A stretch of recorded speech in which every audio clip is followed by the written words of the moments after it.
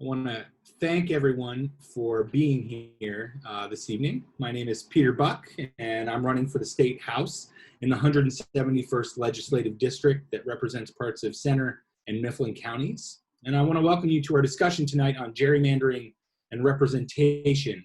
This is the fifth discussion I've hosted on issues that matter to people in central Pennsylvania, and certainly this issue really matters to people in central PA. I'll just let you know that previous conversations have been on race in America in the wake of the murder of George Floyd and too many other Black Americans. My campaign really believed that we have to have a strong response for racial equality in America. We've also discussed climate change, the issue right here of particular concern of rural broadband, as well as COVID-19. And if you'd like to learn more about me, my campaign, see any of those videos, you can visit buckforpa.com and learn more about them. But as for tonight, I'll be honest.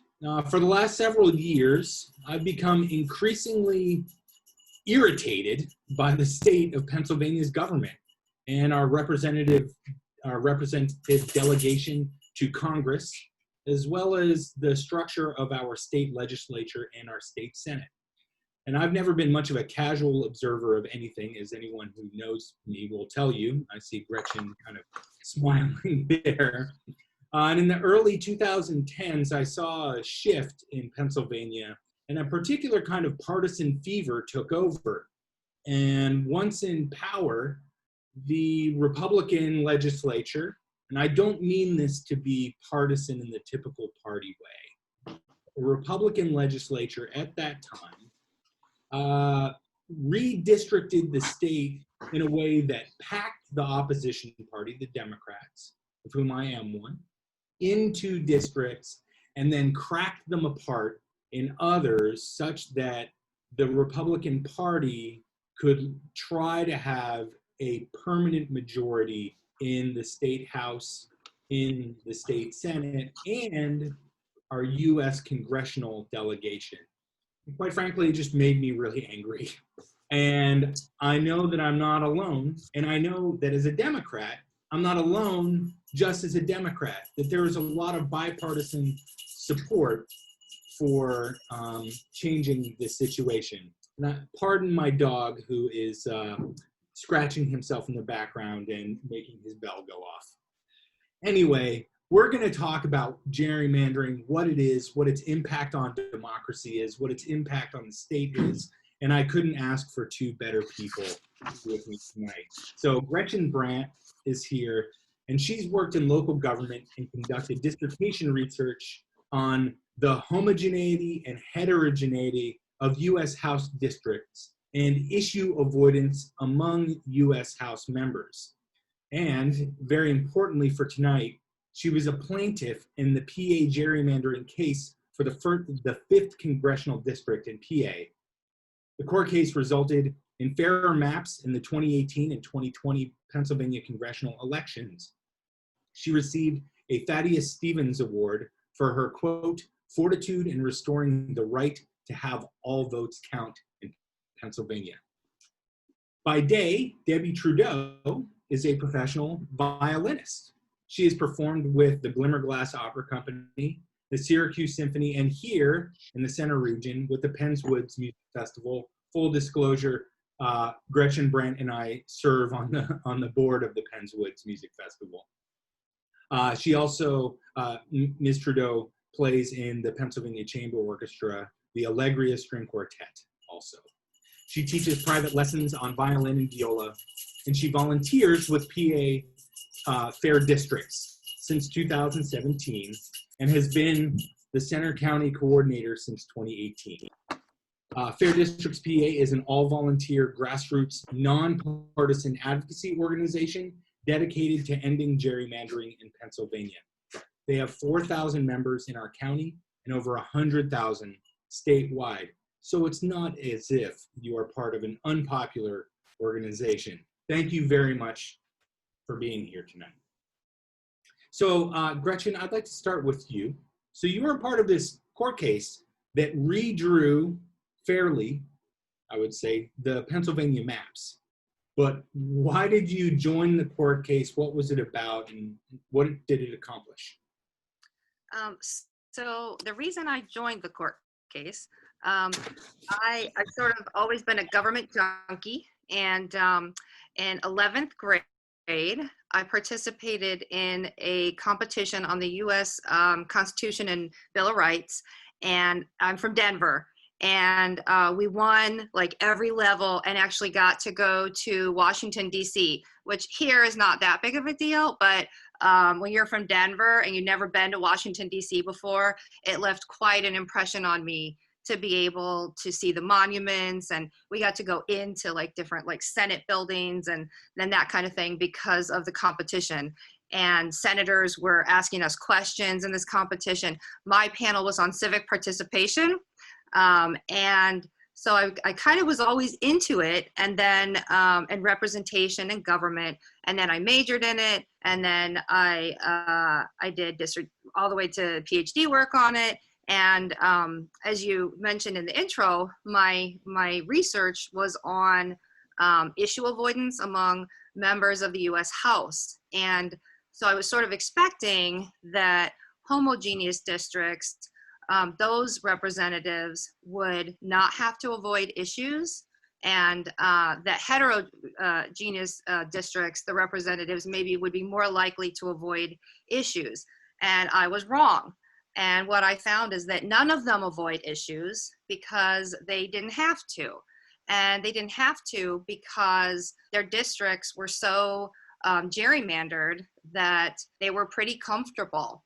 And so, and then also just looking at how the maps were drawn, and this was back in 2000 when I was looking at this, and 2000 to 2010. And I saw the percentage of registered Democrats, Independents, Republicans in a state, and then I saw that representation because of, to the US House based on the gerrymandered maps. So I knew that it was shocking when I first started to look at this, and I had pretty much thought that there was nothing that could be done about it. And because the state legislature itself would have to sort of, you know, make decisions that would be not beneficial to their own chances of getting reelected. So I had pretty much zero faith that that would ever happen. And then I heard about this court case, and a friend of mine, Amy Bader, who I'm now on the school board with in State College, had a contact in Philadelphia from Temple. She went to Temple, and she had heard that the National Public Law Center, the law firm who represented the 18 plaintiffs and the League of Women Voters, we're looking for one plaintiff from each congressional district in the state of Pennsylvania. And they had chosen Pennsylvania because it was so gerrymandered and to the extreme that it would be a good place to try to do this. Previous cases had taken issue with the US Constitution. This was a state level case. The Pennsylvania case was a state level case, arguing that our Pennsylvania state constitutional rights had been violated by the gerrymandered map. And so that was different than what had been attempted before in the courts. And I just, from the first minute I heard about it, I thought, wow, this, because it's through the courts and because it's through this at the state level, this could actually potentially be successful. And so I decided that it would definitely be worth it to try to get involved. And so I just contacted this person that Amy had told me about and did a few interviews with different attorneys from the National Public Law Center. And I encouraged them to, you know, I said, you know, do you need anybody else from the 5th District that could be better than me? In terms of, I just thought this case needs to win. So you know, if there's somebody stronger than me. And, you know, I had mentioned, you know, should we try to find a person of color? You know, what would be beneficial to the case? And they interviewed actually several of people that I had referred them to, but they ended up picking me, which I was absolutely thrilled by. And so I did quite a few interviews, and then this is all by telephone, and then quite a few conference calls with the 18 of us, the 18 plaintiffs. And they would constantly update us because we knew we would have to testify either in court or in a deposition. We did not know when, and we did not know where. And so it was kind of like you had to agree to be on call. And then we found out about 4 days prior to the deadline that we needed to go to the deposition and be deposed. And so they did everything they could to make that happen as quickly as possible, because the other side, the attorneys from Terzai and Scarnati, they wanted it to happen quickly, thinking that there's no way they can get all 18 of these people deposed by this date. And we did. And I think all 18 of us just put everything aside, and you could pick Pittsburgh, Philadelphia, Harrisburg. They tried to make it so that geographically it wouldn't be too much of a burden for any of us. And so I went to Harrisburg, and I was deposed for about 2 hours by Scarnati and Terzai's attorneys. And I know that your webinar tonight is about representation, and they asked me a lot of questions about representation, and specifically the competitiveness or lack thereof of the 5th district. And I gave them examples like, I don't know if you all remember, but where's Thompson? And there was like a cardboard cutout and this of Thompson, of Glenn Thompson, and they would place him. Mm-hmm. And that's because Glenn Thompson had been the representative for the 5th district after John Peterson. Yes. Right? Yes.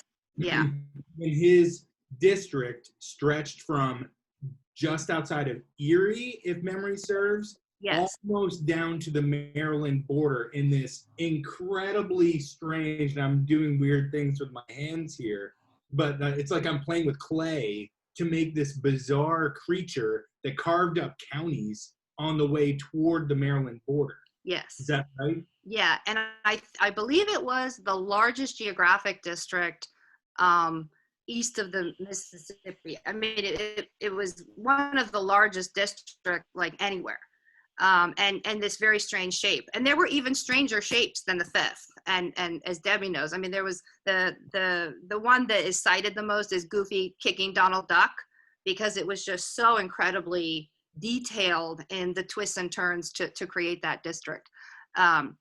But yeah, and so in terms of representation, and basically the argument is that I had no chance of being represented because of the lack of competitiveness in the district. And for example,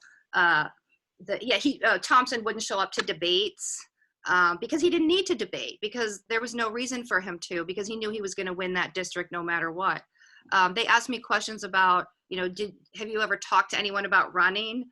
And there had been a few people who I had talked about it with locally, and I told them, don't bother, because there's no way you'll ever win. And if the goal is to actually win, then you'd be wasting your time and energy and money. And they were very interested in how did you find out about this?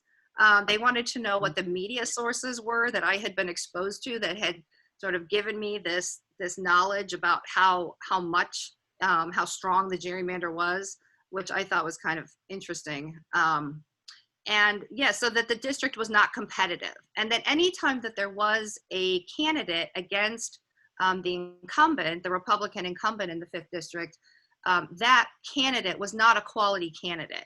And that's something that I did in my research, was certain criteria for coding whether a candidate was a qualified candidate or not a qualified candidate. And if it was not a qualified candidate, then usually that meant that it was not a competitive district. And so that was further evidence that it was not a competitive district. And why wasn't it? Because it didn't need to be, because it was so gerrymandered. Right. So and then they also wanted to know, well, did anybody ever physically stop you from supporting a Democratic candidate in the 5th district? Did anybody ever threaten you physical harm should you support a Democratic candidate in the 5th district?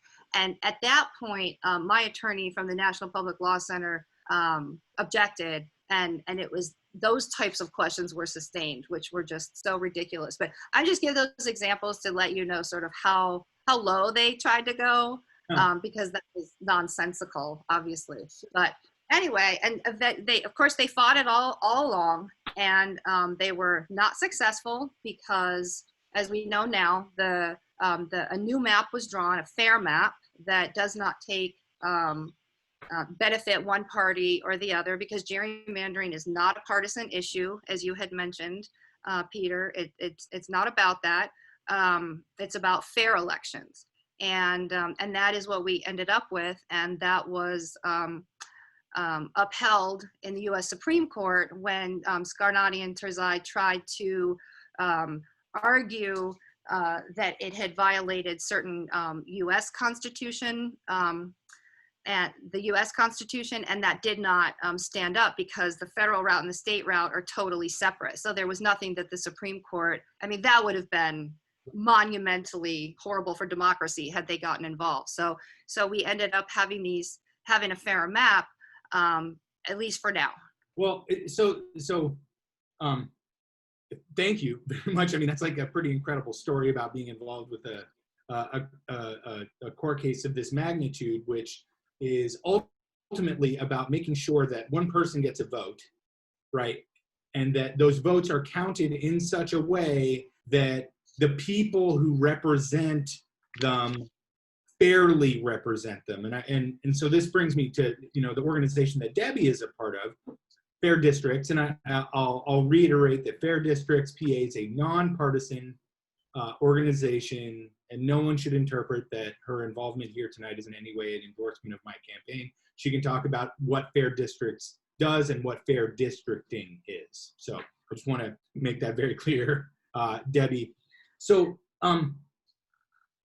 we're using a term here, gerrymandering, and it isn't exactly clear what gerrymandering is and what its impact on fair representation is. So Debbie, can you try to walk us through some of that? Sure. So Gerrymandering 101, Eldridge Gerry created a district in Massachusetts in 1812 that very carefully carved out voters that he favored. And the paper in Boston got a hold of that map and said, oh, this is ridiculous. It looks like a salamander. Oh, we'll call it a gerrymander, but we call it now a gerrymander. So to gerrymander is to manipulate a voting district in such a way as to favor the party in power. It protects incumbents. It can punish renegades. If you have upstart legislators that you want to tamp down, you can control that. So back in the day, they were probably putting a piece of paper up on a wall and trying to figure out who was where. Where it gets really interesting is after 2000, where we start using computers to that. And if I can share with you my screen, you should be able to. I will show you. Let's see. There we go. Okay, so I'm going to do a screen share here. I can. Yes. And the famous district, let's see, get this out of the way. The famous district in the lower right corner there, you see that's the one, some people think it looks like Bullwinkle. Some people think, I actually think it's Donald kicking Goofy, not the other way around, but I was outvoted. But these are all of these maps are to scale. And you see that in the upper left corner, 1952 and 1962 looks pretty much the same. It got a little weird in 72, don't know why. 82 is not bad, 92 is not bad. 2002, it starts getting a little weird. And I think there was computerized help then. And then in 2013, it got particularly weird. And this is the famous 7th district. This is Philadelphia area. And I want to show you another slide that shows that same district. It's a little harder to see. The rose pink area. Oh, no. Can you see this now? Not yet. You're going to have to reshare your screen. The wonders of technology. Yeah, okay, let's try this again. Share. Okay, here we go. All right, so the pink area is that same Bullwinkle, but what you see is that it crosses 1, 2, 3, 4, 5 different county lines. And it's just really peculiarly shaped. So this is not an accident. This was very carefully prescribed. And I'm gonna unshare it now. Another detail that I found interesting, I read the testimony of one of the witnesses for the case where Gretchen was, and Turzai's data started looking, let's see. When we're talking about Turzai, we're talking about Mike Turzai. Mike Turzai, correct. The former Speaker of the House of Representatives for the Pennsylvania General Assembly. That position is now occupied by Brian Cutler, who had been the previous House Majority Leader, and my opponent now is the new Majority Leader, that's Carrie Benninghoff. Right. Just so you know who we're talking about. Okay, so can you see my screen now? We can. Cool. Okay, this is the data from the 2008 election, the presidential election. And what you notice is that there's a lot of pale blue and pale pink, which means that things were kind of, they didn't go like 99% for one candidate or the other. The dark blue and the dark red show areas that went much more strongly for their candidate. So this is the map that Turzai would have started with, and then figured out how are we going to carve out these districts. So when he got done with his data, then, okay, oh, can you see this now? We can, yeah. Okay, and notice how much redder it is. These are the results from the 2016 election, and it's much more partisan. It is. Partly because precincts were drawn in such a way as to ensure that it's the cracking and packing. So areas that had been pale blue before are now deep red. And I just found that really shocking to see these maps. So gerrymandering is, just so that we're as clear as we can be, it's a way to manipulate the redistricting process, which has to be done under the Constitution. It's Article 1, Section 4, says, well, gives states the power for redistricting, I guess, right? And then what gerrymandering does is manipulates that process to provide advantage to someone. And in this case, in Pennsylvania, it was done in order to provide political advantage and power advantage to the Republican Party in the U.S. congressional map, the state Senate map, and the General Assembly map? Well, the General Assembly is the House and the Senate in the state. Yes, the House and the Senate. So that's correct. This started with a concerted effort by the Republican Party well before the 2011 census and redistricting.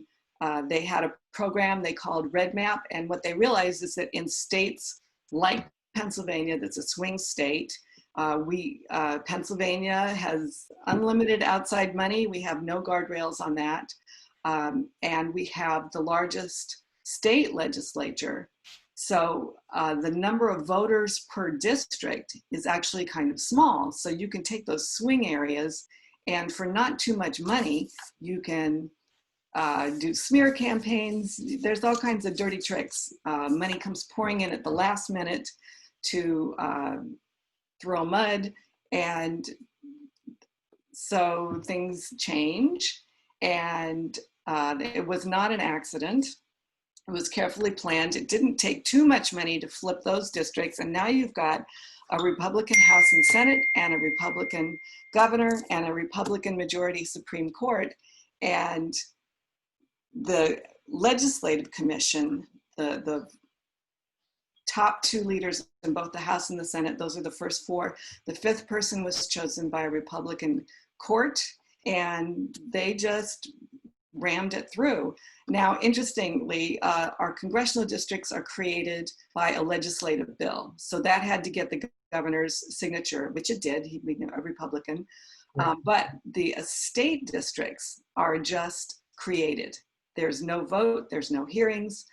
Most of the legislators were shown their particular district and they said, fine, that looks good to me, but they had no idea what the rest of the state looked like.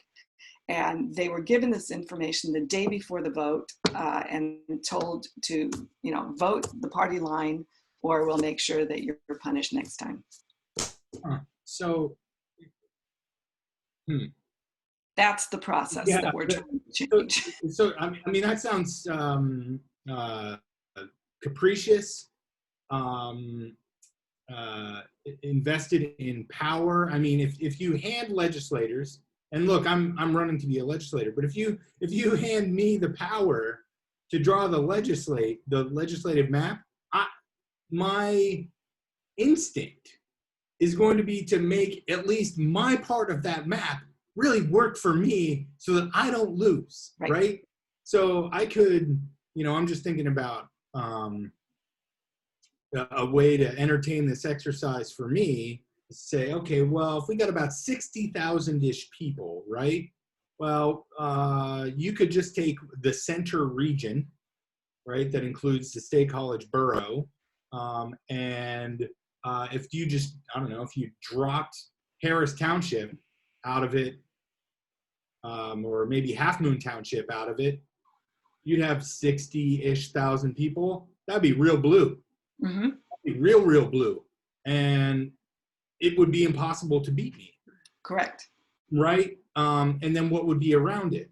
But I think what happened in the previous map, and I don't know if you have a map at the ready of the Pennsylvania legislature, is that, well, the 171st district and then the 2, Scott Conklin's district and then Rich Irvin's district, they are carved up in such an incredibly precise way, and taking out of Ferguson Township in particular, a way to get Scott Conklin's district that includes Rush Township and Phillipsburg, right?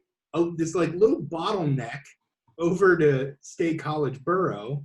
And then Rich Irvin gets this like little sliver. Yep, here we go. Here we go. Yep. Okay. This little teeny sliver. Right. Now there it is. There it is. Let me make this bigger.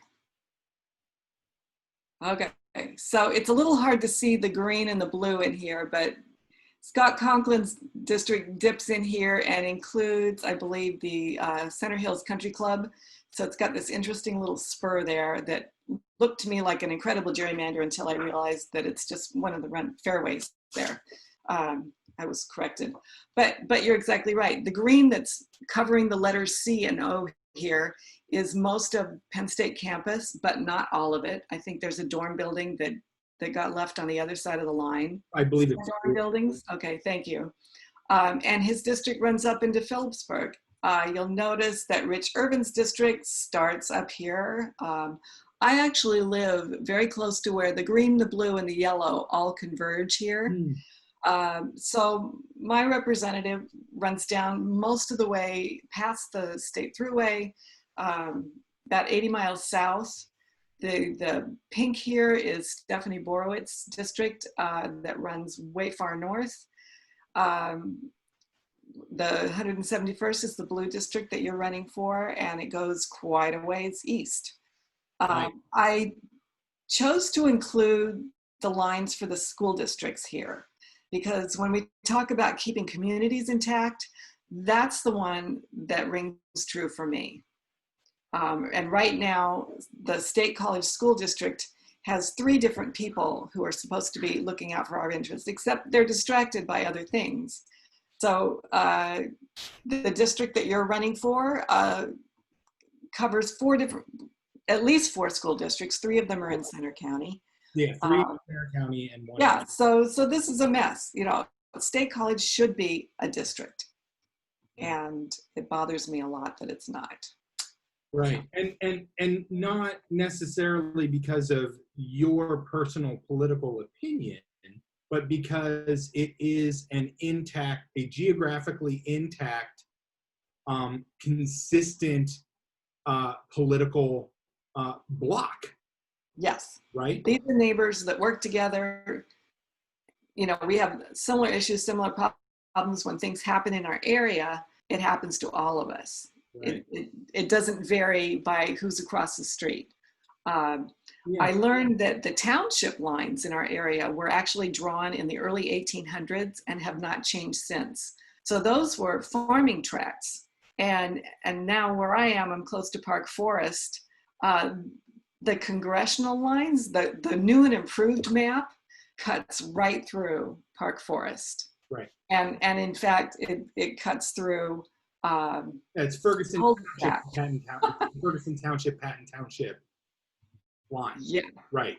Yeah. And that line has nothing to do with the way we live anymore. No, I mean, we can get into municipal government, and it's wonderful.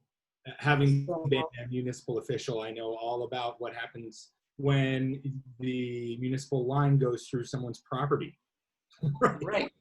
And there it is. Yeah, exactly. Right. So, yep, Okay. Berkshire Drive, exactly. So, if you're north of that line, Glenn Thompson is your representative. If you're south and southeast of that line, Fred Keller is your congressional representative. And Right. why? Because of a line. Well, and so I'm giving the benefit of the doubt to the guy that did the drawing. He said township, that must be a body of government, and that's a good place to draw the line, but not having any clue. So one of the things Fair Districts has been pushing for are hearings and opportunities to view the maps ahead of time and address issues like that and say, look, this community needs a different set of eyes on it. I'm aware that the school district in Phillipsburg, Osceola straddles two county lines. There's Clearfield County and Center County. And that would be perhaps an excellent place to carve one of those two towns into a different congressional district so that their whole community is together, or in the assembly. A single representative in the Pennsylvania Assembly is looking out for them as a unit. So, but to have them in two different counties, you know, with this COVID situation we're in, the governor is saying each county is going to set restrictions or openings depending on what's going on there. So what do you do in a case like their school district where they straddled the line? It just seems to be nuts. So I guess listening to what you said, you know, drawing things this way, it sounds to me like what happens is that the representatives get to pick their voters. The voters don't get to pick their representatives. And Gretchen, if I understand right, that's part of what brought you into the case. Yeah, and specifically well, I always go back to the Constitution because that was the meat of the case, and specifically what the attorneys for the 18 plaintiffs and the League of Women Voters were arguing is that the free expression and association clauses, equal protection guarantees, and the free and equal clause of the Pennsylvania Constitution, that we were deprived of those rights because of the gerrymander. And specifically in 2016, which was the last election before the change, the new map,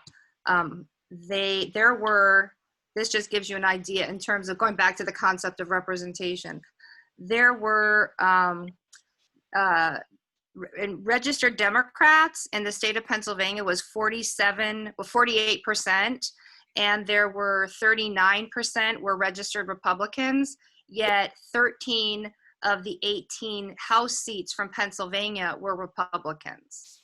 And so it just, that is an example of how those, as you were saying earlier, how those lines affect the outcome of the vote.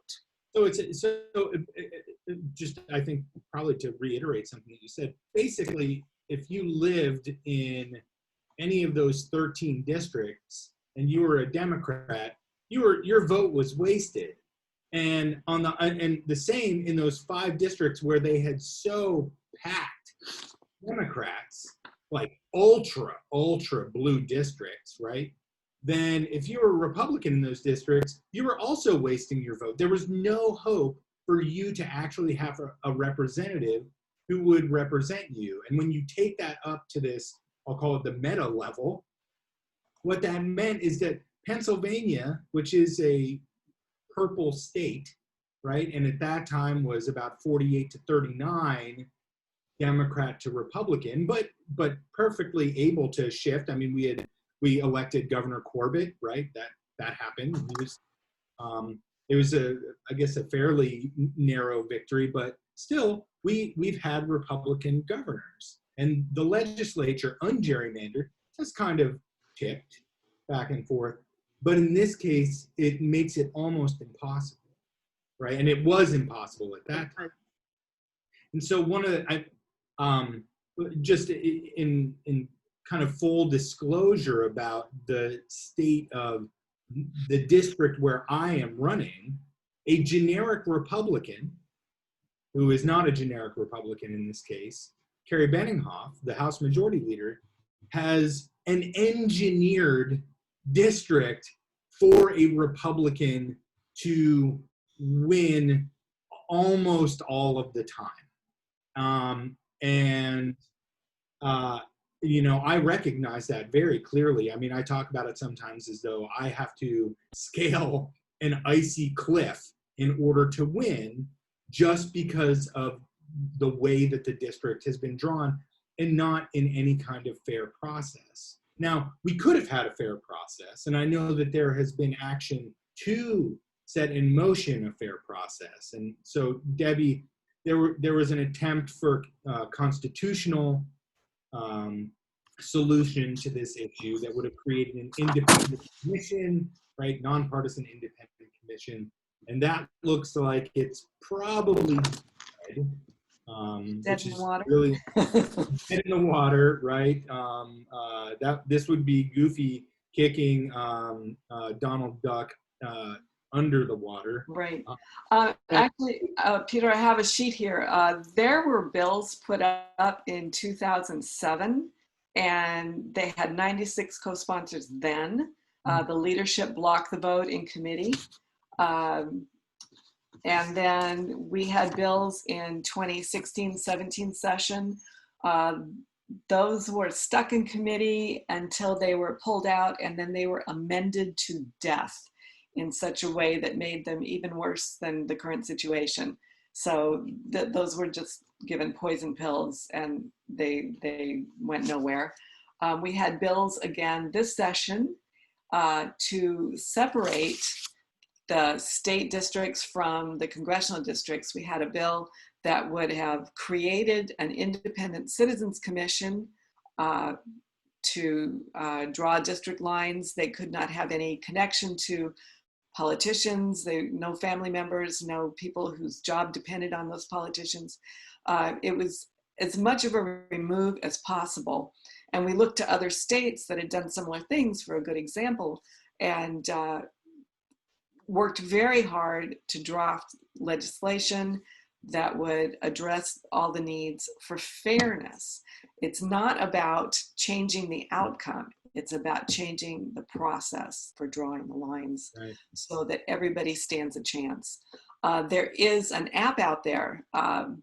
Fair Districts has been involved with a group called Draw the Lines, and they do a competition every 6 months. And Dave's redistricting app allows you to go in, you start with a map, you can choose the first city that you want to draw a line, and you can prioritize for compactness, you can prioritize for competitiveness. There are different ways that you can make choices until you have the whole state laid out. So with that, we now, I think they've gone through several cycles. One of our members, Kyle Hines, won in the high school division twice, and they said, thank you very much. We love your work. Don't come back. Let's give somebody else a chance.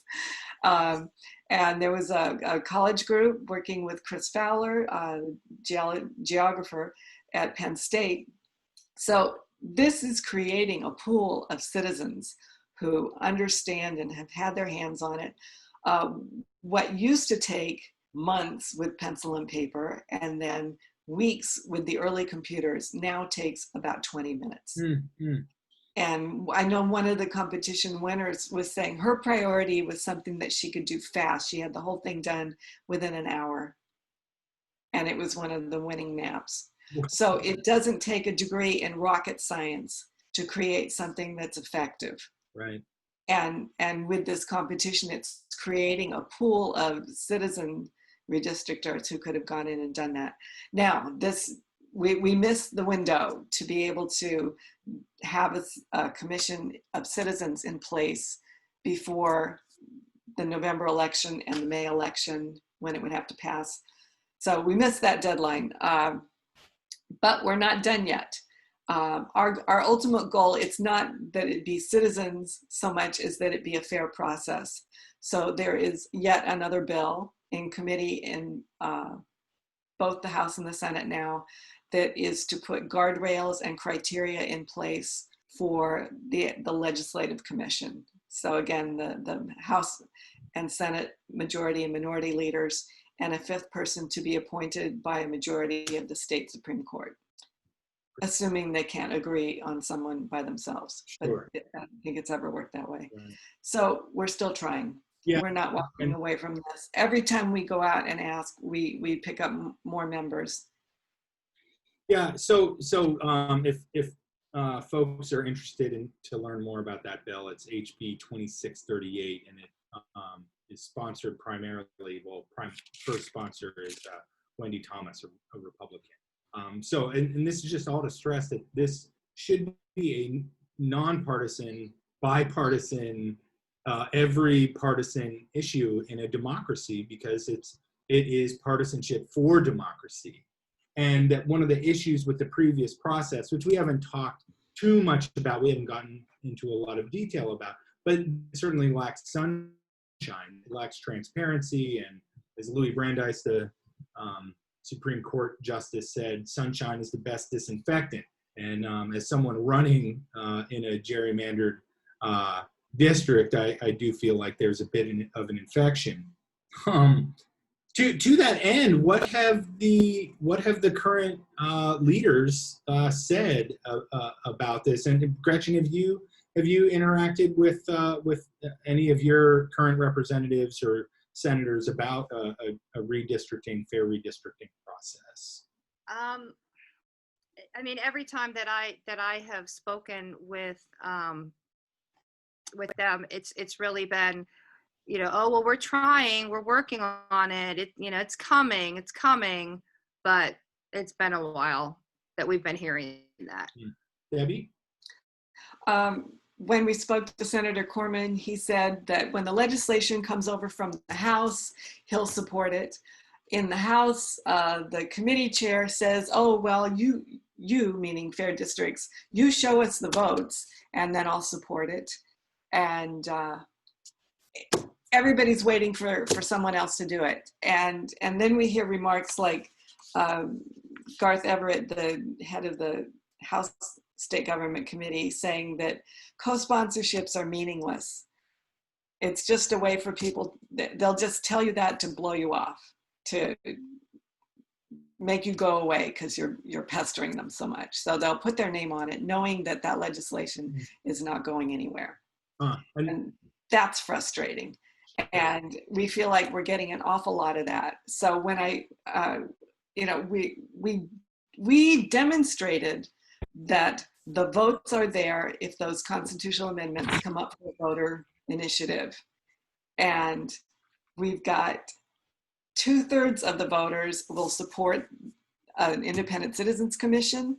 90-some% think that gerrymandering is a problem and that most of the legislators are self-dealing. And how do we get out of this? The only thing I see is a response to power and money, and we're not offering that. Right. And in Pennsylvania, where we don't have an initiative process where we can petition, it's very frustrating.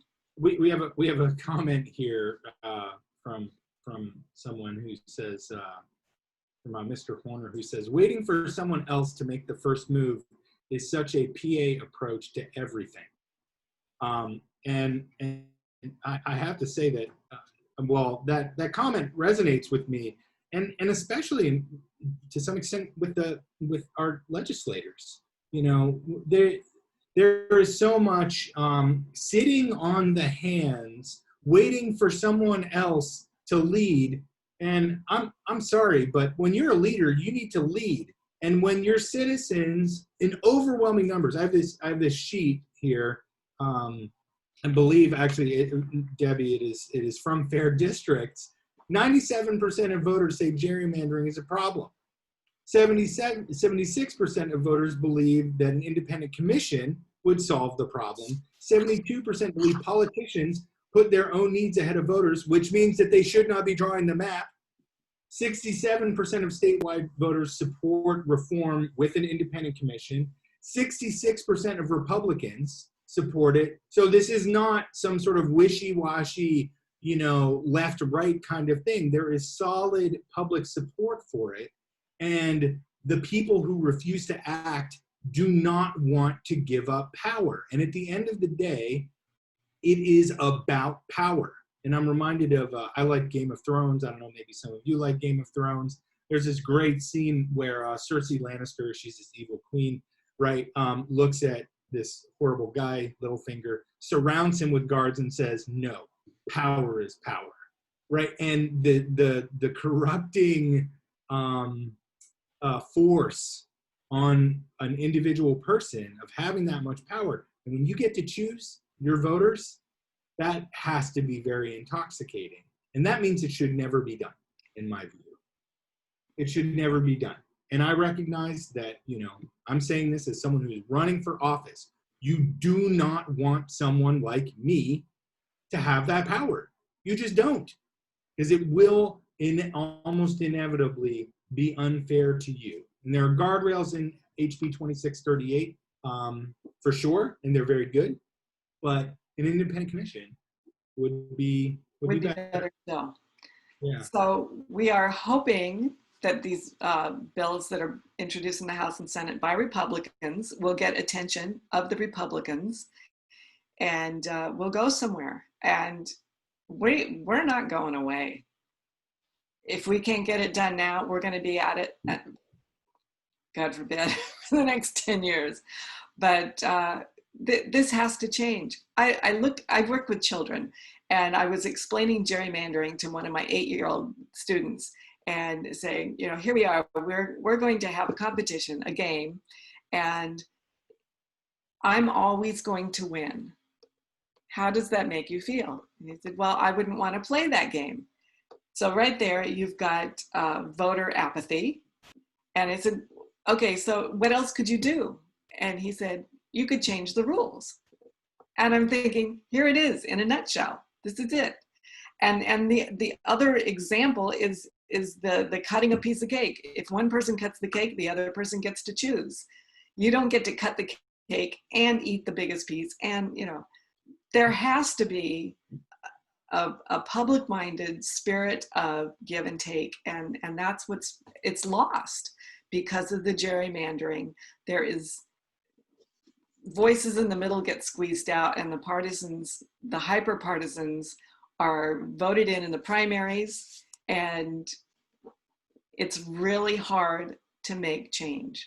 It is, and I have to say that as someone running in this district, I'm sure both of you can appreciate, and people viewing can appreciate, they say, Peter, why are you doing this? You know, the advantage is so incredible for the incumbent, for Kerry Benninghoff. I mean, the district has been drawn for him. And I don't mean that in some sort of like character assassination way of Representative Benninghoff. But the facts are very, very clear, and the math is overwhelming. It's obvious. But I'm doing it in part because it has to be done. And if it is going to be fair, then people on the other side, or who are open to choice, who are open to new ideas, they have to have someone who they could actually vote for, because nothing will change without it. And that's part of the problem. I'm also reminded that one of my favorite athletes 20-ish years ago was Lance Armstrong. I'd started racing bikes, and his story was inspirational. And then it became very clear that he was doping his blood and that he cheated. And that how can you be proud of a victory if you're a cheater? I think that, and that comes down to a level of character and a level of conscience. But if you're winning because someone rigged the rules, just as you're saying, Debbie, that's not a victory at all. That's a stacked rigged game. And I don't blame people for not wanting to play it and losing hope in a fair process. But I want to say, well, Gretchen, I want to thank you, for being here, but I also want to thank you for doing the work of representative democracy by working in the State College Area School District, and making sure that people can be represented. And just I want to say, as a parent too, in the district, thank you to the board, the administration, and the teachers for making sure that our kids get an excellent education, especially during COVID-19. Yeah, and I'll say that in all my studies and personal experience of local government, in my opinion, the school board, that is the most classic, pure example of representative democracy, because I can guarantee you every email that the school board receives, I mean, we talk about that. The 9 of us, we talk about what people want, what people don't want, and that's always taken into consideration, which is, you don't see that elsewhere, and I think people really appreciate that. Yeah, maybe we need a little more of that in state government. We may also need like a state legislature. This is going to get me in trouble. My campaign manager is going to tell me never to say it again. Sorry, Josh. We should have a legislature that's about half the size of the one that we have. It's crazy. It's massive. I'll be honest. I think that too much taxpayer money goes into the work of too many people who are vastly inefficient and less responsive than they should be, and gerrymandered. Debbie, I want to give you a last minute here to, if there's something that you would like people to take away from our time tonight, what would you ask them to do? I would ask them to become more informed on the topic. The best source of information right now, in a nutshell, is at the Fair Districts PA website, fairdistrictspa.com. There's background, there's what we're doing now, there's what we're ways to get there if you are inspired to participate. I personally joined Fair Districts because I didn't want to just be mad. I felt an obligation to do something to make it better. I think about that time I saw something that said, be the light that you want to see. So, and a friend who I enjoyed working with said, hey, come to this meeting, and I did. So it's inspiring, and I like the nonpartisan nature of it, that we're working for the greater good, and it feels good. I sleep better at night. That's great. Well, thank you both for all that you're doing to be partisans for democracy, right? Not partisans for a party. I think that's really great. Thank you, Gretchen, for being a plaintiff in that case and making sure that our U.S. congressional map works for the people instead of the people working for the Congress. I want to thank everybody who joined us this evening. This has been a really informative conversation, and you can find on our YouTube channel, Facebook page, and a web page links to previous webinars on COVID-19, on race in central Pennsylvania, climate change, rural broadband. This will go up with those very soon so that you can share it with your friends. I want you to know that this is a position that I always take. I really value both practical experience and expertise, and believe that when they come together, that we make the best decisions that we can. And I believe that the best decisions that we can make have to be fair. And so moving forward, you should know that I will always advocate for a fair process that maximizes the transparency and involvement of citizens. That is tantamount to the function of a good democracy and making sure that everybody gets a fair shot at a bright future. So thank you, Debbie. Thank you, Gretchen. Thank you, everybody, for being with us tonight. And I hope to see you all soon. Thank you, Peter. Thanks.